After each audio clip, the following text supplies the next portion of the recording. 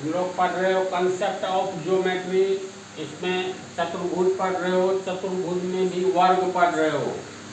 Part 4 में वर्ग की 4 या 5 परिभाषा हम बतला दिए हैं। तो पार्ट 5 में वर्ग की विशेषताएं क्या है, तो जो परिभाषा है वही उसकी विशेषताएं होती है।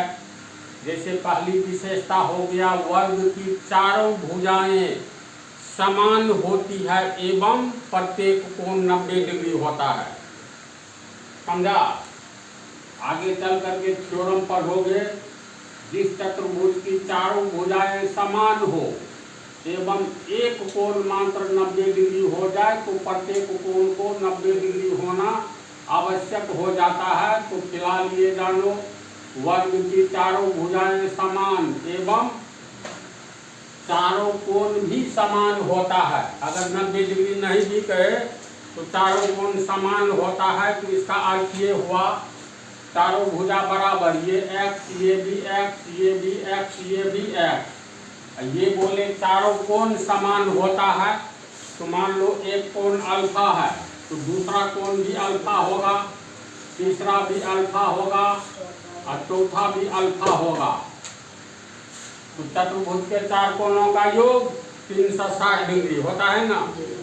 तो अल्फा जोड़ अल्फा जोड़ अल्फा जोड़ अल्फा, यानी अल्फा को 4 बार जोड़ेंगे तो इसका योग होगा 360 डिग्री। अब ये हो गया 1 2 3 4, 4 अल्फा, यानी 4 अल्फा बराबर 360 डिग्री। इसीलिए अल्फा बराबर 360 डिग्री बटा 4, काटोगे 90 डिग्री हो जाएगा, होगा ना। तो हम लोग कह सकते हैं वर्ग उस चतुर्भुज को कहते हैं जिसका प्रत्येक भुजा एवं प्रत्येक कोण समान होता है। फिर 90 डिग्री बोलता है, 90 डिग्री तो हो ही जाएगा, लेकिन ये गलत नहीं है कि चारों कोण भी समान होता है एवं चारों भुजाएं भी समान होती है। ये हुई पहली विशेषता। वर्ग एक ऐसा आयत है, हर एक वर्ग आयत हो सकता है लेकिन हर एक आयत वर्ग नहीं हो सकता है। समझा? पंक्ति फिर सुनो, हर एक वर्ग आयत हो सकता है, मतलब आयत है लेकिन हर एक आयत वर्ग नहीं है। जैसे आयत के आमने सामने की भुजा बराबर होती है ना जी, देखो तो BC x मीटर तो AB भी x मीटर, आमने सामने का भुजा बराबर, AB x मीटर तो BC भी x मीटर, आमने सामने का भुजा बराबर। अब प्रत्येक कोण 90 डिग्री हो ही गया, इसका मतलब ABCD एक आयत है। और कैसा आयत है? तो यह वर्ग है, लेकिन हर एक आयत वर्ग नहीं हो सकता है। हर एक वर्ग आयत हो सकता है, हो सकता नहीं है। हर एक वर्ग आयत है लेकिन हर एक आयत वर्ग नहीं होगा। जैसे देखो,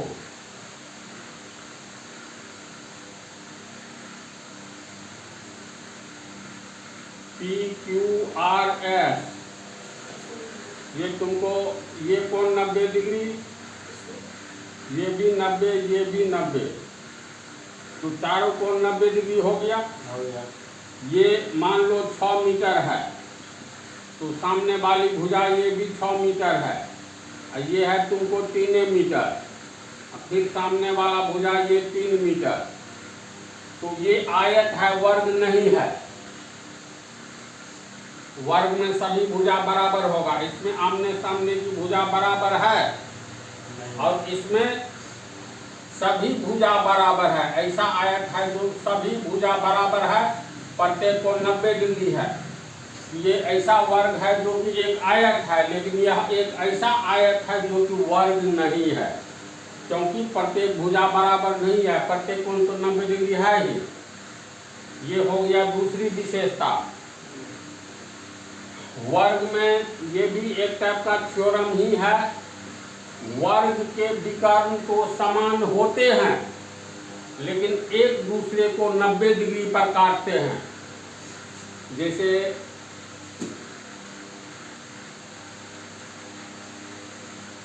ये मान लो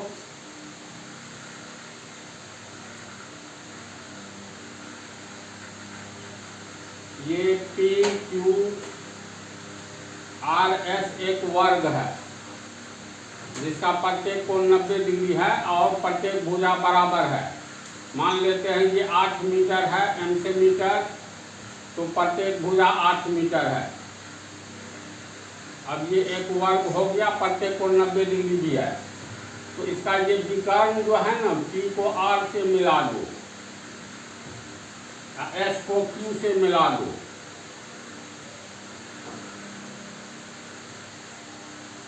तो ये एस क्यू विकर्ण पी आर विकर्ण दोनों एक दूसरे को 90 डिग्री पर काटेगा। ये 90 डिग्री, ये भी 90 डिग्री, और ये भी 90 डिग्री, और ये भी 90 डिग्री। बिंदु O पर मान लो काट रहा है। बात को समझा? वर्ग का विकर्ण लंबाई में भी समान होता है एवं एक दूसरे को 90 डिग्री पर समद्विभाजित करता है, यानी दो समान भाग में काटता है। ये मान लो जितना होगा ये भी उतना ही होगा। ये मान लो x मीटर है तो ये भी x मीटर, ये भी x मीटर, ये भी x मीटर। तो दो समान भाग में ये विकर्ण काट रहा है और 90 डिग्री पर काट रहा है। समझ गया? वर्ग के बिंदु 4 शीर्ष A B C D, तो प्रत्येक शीर्ष पर बाह्य कोण कितना होता है? ये 90 हुआ।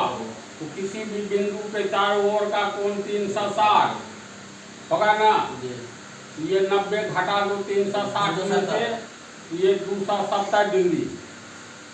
वर्ग की एक विशेषता यह भी है, वर्ग एक ऐसा चतुर्भुज होता है जिसके चारों शीर्ष पर बने बाह्य कोण 270 डिग्री, 270 डिग्री, 270, 270, यानी बाह्य कोण कितना का बनता है? 270 डिग्री का, एवं प्रत्येक भुजा समान होता है। यह अगली विशेषता। कोई भी वर्ग एक समानांतर चतुर्भुज होता ही है। हर एक वर्ग एक समानांतर चतुर्भुज होता है। समानांतर चतुर्भुज में क्या होता है? आमने सामने की भुजा समान एवं समानांतर होता है। तो ऐसे चतुर्भुज को हम लोग समानांतर चतुर्भुज कहेंगे। आमने सामने की भुजा समान तथा समानांतर। ये पी क्यू आर एस एक वर्ग है, तो ये 90 डिग्री होगा, ये भी 90 डिग्री, प्रत्येक कोण 90 डिग्री। तो एस आर अब पी क्यू समानांतर है इसलिए है जो एस आर और पी क्यू रेखा को एक तीसरी रेखा पी एस रेखा तिर्यक रेखा काट रही है। जब दो रेखा को कोई तीसरी रेखा काटे और दो अंतःकोणों का योग 180 डिग्री हो तो दोनों रेखा समानांतर रेखा होती है। इसका मतलब ये समानांतर हो गया।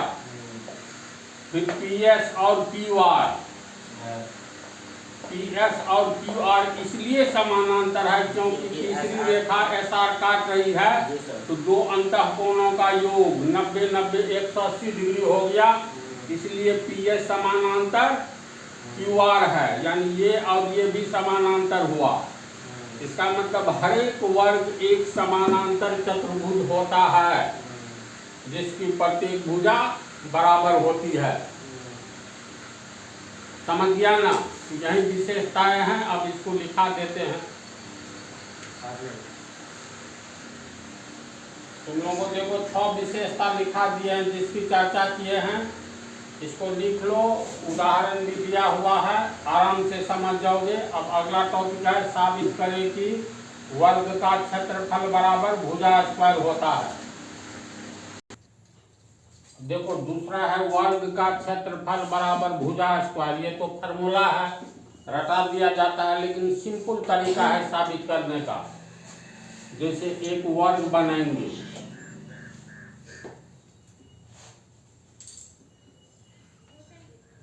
वर्ग में तो चारों भुजा न बराबर होती है, प्रत्येक कोण 90 डिग्री। तो चलो ये ए बी सी डी एक वर्ग हुआ। तो ये कोण हो गया 90 डिग्री। प्रत्येक कोण 90 डिग्री हुआ तो हम सिर्फ आमने सामने का कोण दिखला रहे हैं 90 डिग्री। 90 डिग्री ये भी है, ये भी है। ए को सी से मिला दो। प्रत्येक भुजा मान लो x मीटर है, यूनिट कुछ भी रख सकते हो, x मीटर को हो, सेंटीमीटर को हो, किलोमीटर को हो, जो भी। तो प्रत्येक भुजा x। अब इसमें ए को सी से जब मिलाए तो दो समकोण त्रिभुज का निर्माण होता है। पहला समकोण त्रिभुज ए डी सी, एक कोण है ना 90 डिग्री। तो जिस त्रिभुज का एक कोण 90 डिग्री हो उसे समकोण त्रिभुज कहते हैं। ये बात सब बहुत पहले पढ़ा दिए हैं। समकोण त्रिभुज का भी 4-5 परिभाषा। तो ये डॉट डॉट दिए हैं। एक तो ये हो गया समकोण त्रिभुज, ये ए डी सी। दूसरा ये व्हाइट वाला भी समकोण त्रिभुज हो गया, कोण भी 90 डिग्री है। तो समकोण त्रिभुज ए बी सी का क्षेत्रफल, दूसरा समकोण त्रिभुज ये व्हाइट वाला समकोण त्रिभुज ए बी सी का क्षेत्रफल, ये दोनों का क्षेत्रफल जोड़ देंगे तो पूरे वर्ग का क्षेत्रफल हो गया। क्षेत्रफल मतलब जगह, इस जगह को जोड़ देंगे तो पूरे वर्ग के द्वारा घेरे गए जगह को वर्ग का क्षेत्रफल कहेंगे। हो गया ना। तो लिखेंगे area A B C D, यानी एरिया, ए आर का मतलब एरिया। 4 शीर्ष है, 1 2 3 4। तो 4 शीर्ष तो चतुर्भुज में होता है, तो कहेंगे area A B C D, यानी चतुर्भुज ए बी सी डी का क्षेत्रफल है। यह चतुर्भुज वर्ग है। बराबर कितना होगा? तो एरिया ए डी सी जोड़ एरिया ए बी सी, यानी दोनों त्रिभुज का क्षेत्रफल जोड़ दिए जो वर्ग के क्षेत्रफल के बराबर होगा। त्रिभुज का क्षेत्रफल होता है 1/2 गुने आधार गुने ऊंचाई। ये हो गया एरिया ए बी सी का क्षेत्रफल प्लस दूसरे समकोण त्रिभुज का भी क्षेत्रफल 1/2 गुने आधार गुने ऊंचाई। ये हो गया दूसरे त्रिभुज ए बी सी का क्षेत्रफल। फिर ये हो गया 1/2 त्रिभुज ए डी सी में डी सी आधार है तो ऊंचाई क्या हो गया? ए डी होगा ना। आधार के सामने वाले शीर्ष, ये शीर्ष ए से आधार डीसी पर खींचा गया लंब आधार डीसी के लिए ऊंचाई कहलाएगा। ऊंचाई पर भी हम बतला दिए हैं, एक टॉपिक चला था। तो आधार डीसी हो गया और ऊंचाई ए बी प्लस 1/2। ये व्हाइट वाला समकोण त्रिभुज में अगर मान लो ए बी को आधार मानोगे, ए बी के सामने खड़ा हो जाओ, सामने वाला शीर्ष सी से डाला गया लंब ए बी के लिए ऊंचाई कहलाएगा। अगर बी सी को आधार मानोगे, बी सी के सामने वाला शीर्ष ए से बी सी पर खींचा गया लंब, बी सी पर ये लंब खींचा गया है, यह ऊंचाई का काम करेगा। तो जिसको आधार मानो, तो मान लो ये बी सी आधार है, ऊंचाई हो गया ए बी। मान बैठा दो 1/2 डी सी हो गया x, ए डी भी हो गया x प्लस 1/2 बी सी भी हो गया x, ए बी भी हो गया x। एक को x से गुना करेंगे, x को x से गुना करेंगे, x²